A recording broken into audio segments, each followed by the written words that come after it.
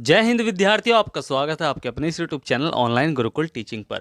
UP TET, C TET और BEd entrance exam की हम तैयारी कर रहे हैं और आज का जो हमारा प्रैक्टिस सेट है वो है सामाजिक अध्ययन का। ये हमारा पहला प्रैक्टिस सेट है। इसमें भी मैंने यूपी टेट, सी टेट और बीएड एंट्रेंस एग्जाम से जितने भी हिस्ट्री से टॉप क्वेश्चन बन सकते हैं वो मैंने इस वीडियो में लिए हैं। तो वीडियो को पूरा देखें और नए हैं तो चैनल को अभी सब्सक्राइब करें, साथ ही साथ बेल आइकन को ऑल पर सेट करें ताकि आपको आने वाली लेटेस्ट वीडियो की नोटिफिकेशंस मिल सके। तो चलिए शुरू करते हैं इस वीडियो को और देखते हैं अपना पहला प्रश्न।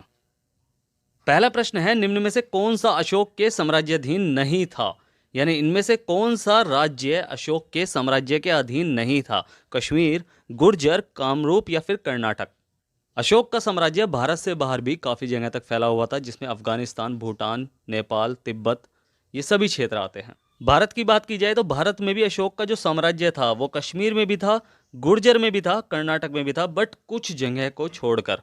लेकिन अशोक के मरने के बाद जब सत्ता कमजोर पड़ने लगी तब कश्मीर के राज्य प्रतिनिधि जो उस समय थे जालोक थे, जालोक ने क्या किया? जालोक ने स्वयं की स्वतंत्रता की घोषणा कर दी थी, यानी कश्मीर को मौर्य साम्राज्य से अलग कर लिया था। लेकिन पूछा क्या गया है? पूछा गया है कि अशोक के साम्राज्याधीन इनमें से कौन सा नहीं था। यानी जब अशोक था तो उस समय उसके साम्राज्य के अधीन इनमें से कौन सा नहीं था? तो वो था कामरूप। कामरूप जो है वो अशोक के साम्राज्य के अधीन नहीं था। कामरूप किसका प्राचीन नाम है? तो वो है असम का। किसका? असम का प्राचीन नाम है कामरूप। तो यानी ऑप्शन नंबर 4 हमारा बिल्कुल सही है। तो बढ़ते हैं अगले प्रश्न की तरफ। अशोक के प्रधान शिलालेखों में सबसे बड़ा शिलालेख है, यानी इनमें से कौन सा शिलालेख सबसे बड़ा है? 11वां, 12वां, 13वां या 14वां? भारत में जो शिलालेखों का प्रचलन शुरू हुआ था वो अशोक ने कराया था। किसने कराया था? अशोक ने ही कराया था। अशोक के शिलालेखों को जो खोजा था वो खोजा था टी फैनथेलर ने। किसने? टी फैनथेलर ने। टी फैनथेलर ने खोजा था। शिलालेखों को खोजा तो था टी फैनथेलर ने, लेकिन इन्हें पढ़ने का जो श्रेय जाता है वो जाता है जेम्स प्रीसेप को। किसको? जेम्स प्रीसेप को। अब क्वेश्चन बनता है, अशोक के प्रधान शिलालेखों की संख्या कितनी है? यानी अशोक के जो प्रधान शिलालेख हैं उनकी संख्या कितनी है? तो वो है 14। कुल 14 प्रधान शिलालेख हैं, जिनमें 13वां जो शिलालेख है वो सबसे बड़ा है। इस शिलालेख में अशोक के शासन के 8वें वर्ष होने वाले कलिंग युद्ध का वर्णन देखने को मिलता है। तो इस प्रश्न का सही उत्तर है तीसरा। तो बढ़ते हैं अगले प्रश्न की तरफ। निम्न में से किसके बीच तक्षशिला शहर स्थित था? सिंधु और झेलम के बीच, झेलम और चिनाब के बीच, चिनाब और रावी के बीच या फिर रावी और व्यास के बीच? तक्षशिला जो शहर था वो सिंधु और झेलम नदी के बीच स्थित था। किसके बीच? सिंधु और झेलम नदी के बीच स्थित था। जो वर्तमान में, यानी तक्षशिला वर्तमान में कहाँ है? तक्षशिला जो है वो वर्तमान में पाकिस्तान के रावलपिंडी जिले में स्थित है। एक और क्वेश्चन बनता है कि तक्षशिला प्राचीन काल में किस राज्य की राजधानी थी? तो वो थी गांधार राज्य की। किसकी? गांधार राज्य की राजधानी थी। रामायण के अनुसार भरत के पुत्र तक्ष के नाम पर इस शहर का नाम तक्षशिला रखा गया था। यह विश्व का प्रथम विश्वविद्यालय भी था, यानी फर्स्ट विश्वविद्यालय में से एक था यह, यानी तक्षशिला विश्वविद्यालय विश्व का प्रथम विश्वविद्यालय था, यानी उनमें से एक था। पाणिनि जिन्होंने अष्टाध्यायी की रचना की, कौटिल्य जिन्हें चाणक्य भी कहा जाता है, और चंद्रगुप्त जैसे अनेक महापुरुषों ने इस ही विश्वविद्यालय से, यानी इसी विश्वविद्यालय से शिक्षा प्राप्त की थी। तो इंपॉर्टेंट क्वेश्चन है, इसलिए इस पर ज्यादा ध्यान देना है। ठीक है, तो इस प्रश्न का सही उत्तर है पहला। तो बढ़ते हैं अगले प्रश्न की तरफ। कन्नौज से पूर्व हर्षवर्धन कहाँ का शासक था? कौशाम्बी का, कुशीनगर का, श्रावस्ती का या थानेश्वर का? हर्षवर्धन जो था वो अंतिम हिंदू सम्राट था जिसने पंजाब को छोड़कर शेष पूरे उत्तर भारत पर राज्य किया था। हर्षवर्धन 606 ईस्वी में थानेश्वर के सिंहासन पर बैठा था, यानी ऑप्शन नंबर 4 हमारा बिल्कुल सही है। बाद में उसने कन्नौज को अपनी राजधानी बनाया था, वो अलग बात है। ठीक है, तो इस प्रश्न का सही उत्तर है चौथा। तो बढ़ते हैं अगले प्रश्न की तरफ। सतपथ ब्राह्मण और तैत्रीय ब्राह्मण डैश के ब्राह्मण मूल पाठ हैं, यानी किसके ब्राह्मण मूल पाठ हैं ये दोनों? सामवेद के, अथर्ववेद के, ऋग्वेद के या फिर यजुर्वेद के? यजुर्वेद की दो शाखाएं हैं, एक तो है कृष्ण यजुर्वेद। क्या है? कृष्ण यजुर्वेद। और एक है शुक्ल यजुर्वेद। क्या? शुक्ल यजुर्वेद। सतपथ ब्राह्मण जो है वो तो शुक्ल यजुर्वेद से संबंधित है, और जो तैत्रीय ब्राह्मण है वो कृष्ण यजुर्वेद से संबंधित है। तो दोनों किसके ब्राह्मण मूल पाठ हैं? तो वो है यजुर्वेद के, यानी ऑप्शन नंबर 4 हमारा बिल्कुल सही है। तो बढ़ते हैं अगले प्रश्न की तरफ। सत्यमेव जयते महाकाव्य नहीं महावाक्य है। महावाक्य कहाँ से लिया गया है? सत्यमेव जयते महावाक्य कहाँ से लिया गया है? शतपथ ब्राह्मण से, ईशोपनिषद से, मुंडक उपनिषद से या महाभारत से? तो इस प्रश्न का आंसर तो सभी को पता है कि सत्यमेव जयते महावाक्य कहाँ से लिया गया है? वो लिया गया है मुंडक उपनिषद से। यह भारत का आदर्श वाक्य है।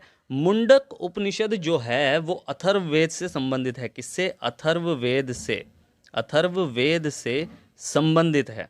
सत्यमेव जयते जो वर्ड है वो उत्तर प्रदेश के वाराणसी में स्थित सारनाथ में अशोक के सिंह स्तंभ पर अंकित है। और भारत सरकार ने कब इसे अपनाया? तो वो अपनाया है 26 जनवरी 1950 को। तो इस प्रश्न का सही उत्तर है तीसरा। तो बढ़ते हैं अगले प्रश्न की तरफ। निम्नलिखित में से मौर्य कला का सर्वोत्तम प्रतिमान कौन सा है? यानी सिंबल कौन सा है? स्तंभ, स्तूप, चैत्य या बरादरी? तो मौर्य काल का जो सर्वोत्तम प्रतिमान है या फिर कला कह सकते हैं या फिर सिंबल कह सकते हैं वो है स्तंभ। क्या है? स्तंभ। यानी ऑप्शन नंबर 1 हमारा बिल्कुल सही है। तो बढ़ते हैं अगले प्रश्न की तरफ। ऋग्वेद में निम्नलिखित में से किस देवता की सर्वाधिक महत्ता का वर्णन किया गया है? वरुण देव की, इंद्रदेव की, अग्निदेव की या शिव जी की? ऋग्वेद सबसे प्राचीनतम वेद है। इसमें 1028 तो हैं सूक्त। क्या है? 1028 सूक्त हैं। और 10,462 क्या है? ये ऋचाएं हैं। क्या है? ऋचाएं हैं। ऋग्वेद पढ़ने वाले ऋषियों को क्या कहते हैं? तो वो कहते हैं होत्र। क्या कहते हैं? होत्र। और इस वेद में सर्वाधिक वर्णन जो है वो है इंद्र का। यानी ऑप्शन नंबर 2 हमारा बिल्कुल सही है। तो बढ़ते हैं अगले प्रश्न की तरफ। अशोक के कौन से शिलालेख में ब्राह्मी लिपि का प्रयोग नहीं किया गया था? सारनाथ शिलालेख में, शहबाजगढ़ी में, धौली में या इनमें से कोई नहीं? भाई मैंने आपको बताया कि अशोक के प्रधान शिलालेखों की संख्या कितनी है? वो है 14। उनमें से जो शहबाजगढ़ी शिलालेख है, कौन सा? शहबाजगढ़ी शिलालेख है जो पाकिस्तान में स्थित है, इस शिलालेख में ब्राह्मी लिपि का प्रयोग नहीं किया गया था। इस शिलालेख में खरोष्ठी लिपि का प्रयोग किया गया है। किस लिपि का? खरोष्ठी लिपि का। तो इस प्रश्न का सही उत्तर है दूसरा। तो बढ़ते हैं अगले प्रश्न की तरफ। त्रिपिटक निम्नलिखित में से किससे संबंधित है? जैनियों से, बौद्धों से, सिखों से या हिंदुओं से? त्रिपिटक बौद्ध ग्रंथों में सर्वाधिक महत्वपूर्ण ग्रंथ है। बुद्ध की मृत्यु के बाद उनकी शिक्षाओं को 3 भागों में बांटा गया। इन्हीं को त्रिपिटक कहते हैं। त्रिपिटक में कौन कौन से शामिल हैं? वो है विनय पिटक, सुत्त पिटक और अभिधम्म पिटक। तो इस प्रश्न का सही उत्तर है दूसरा। यानी त्रिपिटक बौद्ध धर्म से संबंधित है। तो बढ़ते हैं अगले प्रश्न की तरफ। जैन धर्म के 24वें यानी अंतिम तीर्थंकर थे पार्श्वनाथ, ऋषभदेव, महावीर स्वामी या अरिष्टनेमी? महावीर स्वामी जैन धर्म के 24वें तीर्थंकर थे। कौन से 24वें तीर्थंकर? महावीर स्वामी थे। अब प्रश्न बनता है कि पहले तीर्थंकर कौन थे? पहले तीर्थंकर थे ऋषभदेव, परंतु इन्होंने जैन धर्म की स्थापना नहीं की थी। ये भले ही फर्स्ट तीर्थंकर थे यानी पहले तीर्थंकर थे, लेकिन इन्होंने जैन धर्म की स्थापना नहीं की थी। वो की थी 24वें तीर्थंकर यानी महावीर स्वामी ने। तो इस प्रश्न का सही उत्तर है तीसरा। तो बढ़ते हैं अगले प्रश्न की तरफ। देवनाम प्रिय नाम किसे दिया गया था? हर्ष को, अशोक को, कनिष्क को या चंद्रगुप्त को? तो देवनाम प्रिय नाम से किन्हें जाना जाता था? तो वो जाना जाता था अशोक को। किसको? अशोक को। इन्हें अन्य नाम से भी जाना जाता था जिनमें प्रियदर्शी। क्या? प्रियदर्शी। और आपका हो गया बुध शाक्य। बुध शाक्य इस नाम से भी इन्हें जाना जाता था। तो इस प्रश्न का सही उत्तर है दूसरा। तो बढ़ते हैं अगले प्रश्न की तरफ। प्राचीनतम वेद कौन सा है? ऋग्वेद, अथर्ववेद, यजुर्वेद या सामवेद? भाई आपको पता है कि सबसे प्राचीनतम वेद कौन सा है? वो है ऋग्वेद। ऋग्वेद में कितने सूक्त हैं? तो 1028 सूक्त हैं। कितनी ऋचाएं हैं? तो 10,462 ऋचाएं हैं। इन्हें पढ़ने वाले को क्या कहा जाता है? तो वो कहा जाता है होत्र। तो ये सभी आपको पता चल गए हैं। तो बढ़ते हैं अगले प्रश्न की तरफ। योग दर्शन के प्रवर्तक कौन थे? महर्षि जैमिनी, स्वामी रामदेव, महर्षि पतंजलि या महर्षि अरविंद? योग दर्शन के जो प्रवर्तक थे वो थे महर्षि पतंजलि। कौन थे? महर्षि पतंजलि थे। ये पाणिनि के शिष्य भी थे। किसके शिष्य? पाणिनि के शिष्य भी थे। जैमिनी जो हैं यानी महर्षि जैमिनी वे पूर्व मीमांसा से संबंधित है, यानी उनके प्रवर्तक थे, पूर्व मीमांसा के प्रवर्तक थे। तो इस प्रश्न का सही उत्तर है तीसरा। तो बढ़ते हैं अगले प्रश्न की तरफ। कौन सा साहित्य संगम साहित्य के रूप में प्रसिद्ध है? तमिल साहित्य, वैदिक साहित्य, उर्दू साहित्य, संस्कृत साहित्य। तमिल भाषा में लिखे गए साहित्य को संगम साहित्य या फिर साहित्य संगम भी कहा जाता है। तो इस प्रश्न का सही उत्तर है पहला। तो बढ़ते हैं अगले प्रश्न की तरफ। गौतम बुद्ध को परिनिर्वाण कहाँ प्राप्त हुआ था? बोध गया में, कुशीनगर में, राजगृह में या वैशाली में? गौतम बुद्ध का जन्म लुम्बिनी में हुआ था। कहाँ हुआ था? लुम्बिनी में। गौतम बुद्ध का जन्म लुम्बिनी में हुआ था। इनकी मृत्यु हुई थी कुशीनगर में। कहाँ? कुशीनगर में। कुशीनगर में इनकी मृत्यु हुई थी। इन्हें ज्ञान की प्राप्ति हुई थी बोध गया में। कहाँ? बोध गया में इन्हें ज्ञान की प्राप्ति हुई थी। और राजगृह में इन्होंने गृह त्याग किया था। कहाँ? राजगृह। राजगृह में इन्होंने गृह त्याग किया था। ठीक है। तो इस प्रश्न का जो सही उत्तर है, यानी इन्हें कहाँ परिनिर्वाण प्राप्त हुआ, तो वो प्राप्त हुआ कुशीनगर में। इनकी मृत्यु को ही महापरिनिर्वाण कहा गया और इनके गृह त्याग को ही महाभिनिष्क्रमण कहते हैं। तो इस प्रश्न का सही उत्तर है दूसरा। तो बढ़ते हैं अगले प्रश्न की तरफ। नागार्जुन कौन थे? एक यूनानी शासक, एक वैदिक ऋषि, एक जैन भिक्षु या एक बौद्ध दार्शनिक? नागार्जुन एक बौद्ध दार्शनिक थे जिन्होंने बौद्ध धर्म के संप्रदायों में से एक महायान संप्रदाय की स्थापना की थी, यानी महायान संप्रदाय की स्थापना इन्होंने की। तो बढ़ते हैं अगले प्रश्न पर। निम्नलिखित में से कौन सा सिंधु घाटी सभ्यता से संबंधित स्थल नहीं है? कालीबंगन, रोपड़, पाटलिपुत्र या फिर लोथल? तो ऑप्शन को देखते हैं। तो ऑप्शन में अगर लोथल की बात की जाए तो लोथल जो है प्रमुख बंदरगाह, जो सिंधु घाटी सभ्यता का बंदरगाह है, उससे संबंधित है। रोपड़ से तांबे की कुल्हाड़ी के साक्ष्य मिले हैं और कालीबंगन से खेत के, यानी जुते हुए खेत के साक्ष्य मिले हैं। तो पाटलिपुत्र जो है सिंधु घाटी सभ्यता से संबंधित नहीं है। तीसरी बौद्ध संगति जो है वो पाटलिपुत्र में आयोजित की गई थी अशोक के शासनकाल में। तो बढ़ते हैं अगले प्रश्न पर। सर्वाधिक प्राचीन पुराण कौन सा है? मत्स्य पुराण, विष्णु पुराण, नारद पुराण या वामन पुराण? यानी इनमें से कौन सा पुराण जो है वो सबसे प्राचीन है? सबसे पहले तो आपको पता होना चाहिए कि पुराणों की संख्या कितनी है। तो पुराण जो हैं वो टोटल हैं 18, यानी 18 पुराण हैं। इनमें से जो मत्स्य पुराण है वो सबसे प्राचीन पुराण है, यानी ऑप्शन नंबर 1 हमारा बिल्कुल सही है। तो बढ़ते हैं अगले प्रश्न की तरफ।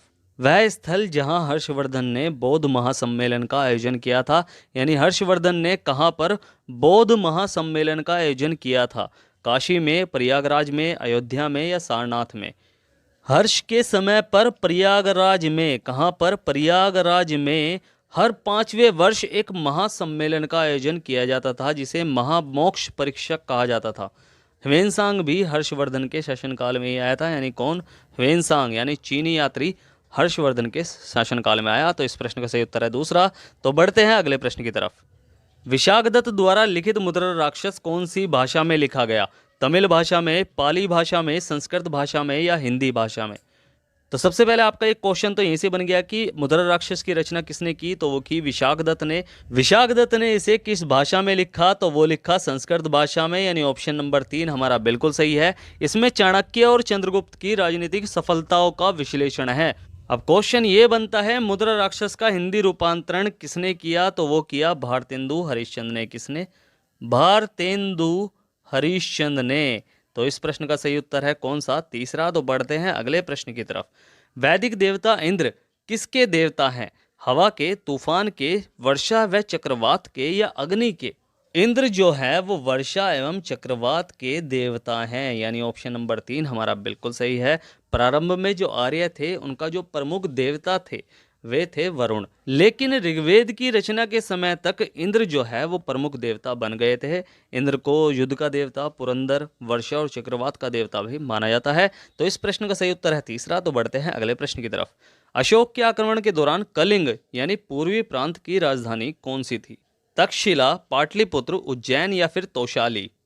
कलिंग की जो राजधानी थी वो थी तोशाली, यानी अशोक के आक्रमण के दौरान जो कलिंग की राजधानी थी वो थी तोशाली। अशोक ने अपने राज्याभिषेक के 9वें वर्ष में कलिंग पर विजय प्राप्त की थी, यानी अपना जब उसका राज्याभिषेक हुआ था उसके 9वें वर्ष में उसने कलिंग पर विजय प्राप्त की थी। इसका उल्लेख 13वें शिलालेख में मिलता है। मैंने आपको पिछले क्वेश्चन में बताया था ये। इसी युद्ध के बाद अशोक ने धम्म विजय की नीति अपनाई थी। किसकी? धम्म विजय की नीति अपनाई थी। इंपॉर्टेंट क्वेश्चन है, पेपर में आया हुआ भी है कि धम्म विजय की नीति किसने अपनाई? तो वो अपनाई अशोक ने। तो इस प्रश्न का सही उत्तर है चौथा। तो बढ़ते हैं अगले प्रश्न की तरफ। निम्न में से कौन सा उपवेद नहीं है? धनुर्वेद, शस्त्र शास्त्र वेद, आयुर्वेद या योग वेद? तो इनमें से धनुर्वेद, शस्त्र शास्त्र वेद और आयुर्वेद तो उपवेद हैं, लेकिन जो योग वेद है वो उपवेद नहीं है, यानी ऑप्शन नंबर 4 हमारा बिल्कुल सही है। धनुर्वेद जो है वो किसका उपवेद है? वो है यजुर्वेद का। आयुर्वेद जो है वो ऋग्वेद का उपवेद है। तो इस प्रश्न का सही उत्तर है चौथा। तो बढ़ते हैं अगले प्रश्न की तरफ। निम्नलिखित में से कौन सा ज्ञान के सिद्धांत पर बल देता है? योग दर्शन, वेदांत दर्शन, सांख्य दर्शन या उपनिषद? भाई आपको पता है कि जो उपनिषद है वो हिंदू धर्म का सबसे महत्वपूर्ण श्रुति ग्रंथ है।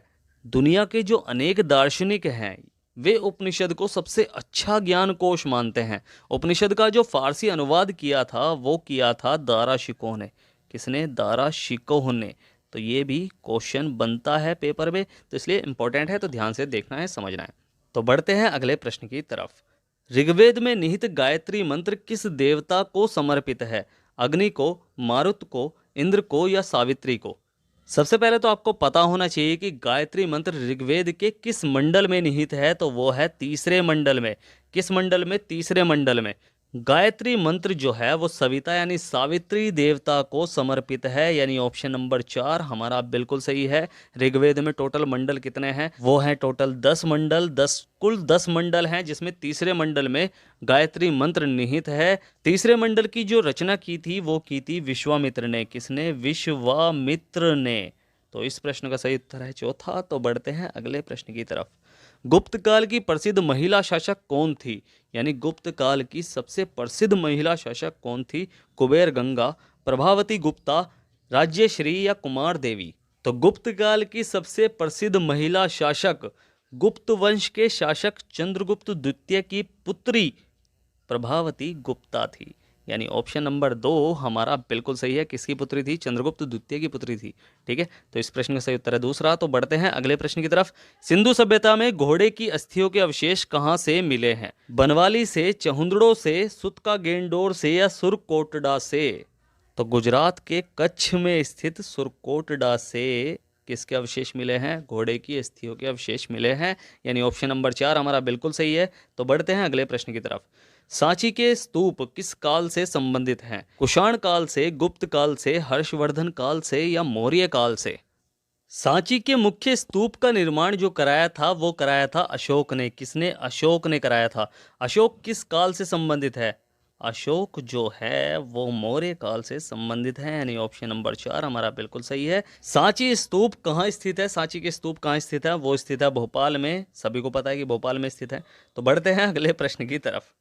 प्राचीन भारत के महान व्याकरणविद पतंजलि किसके समकालीन थे? चंद्रगुप्त मौर्य के, अशोक के, पुष्यमित्र शुंगा के या वासुमित्र के? तो प्राचीन भारत के महान व्याकरणविद पतंजलि किसके समकालीन थे? वो थे पुष्यमित्र शुंग के समकालीन थे। ये शुंग वंश के संस्थापक भी थे पुष्यमित्र शुंग, और शुंग वंश के स्थापक के ये गुरु थे कौन? पतंजलि जो थे वह इनके गुरु थे। किनके? पुष्यमित्र शुंग के गुरु थे। और पतंजलि के गुरु कौन थे? अभी मैंने आपको बताया कि पतंजलि के जो गुरु थे वो थे पाणिनि। कौन थे? पाणिनि थे। तो इस प्रश्न का जो सही उत्तर है वो है तीसरा। तो बढ़ते हैं अगले प्रश्न की तरफ, और यह हमारा अंतिम प्रश्न भी है कि विक्रम संवत कब प्रारंभ हुआ था? 57 ईसा पूर्व, 78 ईसा पूर्व, 57 ईस्वी या 78 ईस्वी को? तो ईसा पूर्व और ईस्वी में बहुत ज़्यादा कन्फ्यूजन रहती है। तो विक्रम संवत जो है सबसे प्राचीन संवत है। इसकी शुरुआत किसने की थी? विक्रमादित्य ने की थी। और कब की थी? वो की थी 57 ईसा पूर्व को, यानी 57 ईसा पूर्व को विक्रम संवत प्रारंभ हुआ था। तो इस प्रश्न का सही उत्तर है पहला। तो ऐसे ही प्रश्न आपको यूपी टेट, सी टेट और बीएड एंट्रेंस एग्जाम में हिस्ट्री के पोर्शन में मिलेंगे। तो अगर आप नए हैं तो चैनल को अभी सब्सक्राइब करें, अगर वीडियो अच्छी लगी है तो लाइक करें और शेयर करें वीडियो को जितना हो सके। आपका ही अपना चैनल है। तो मिलते हैं फिर अगली वीडियो में, तब तक के लिए bye bye, tata, see you, जय हिंद।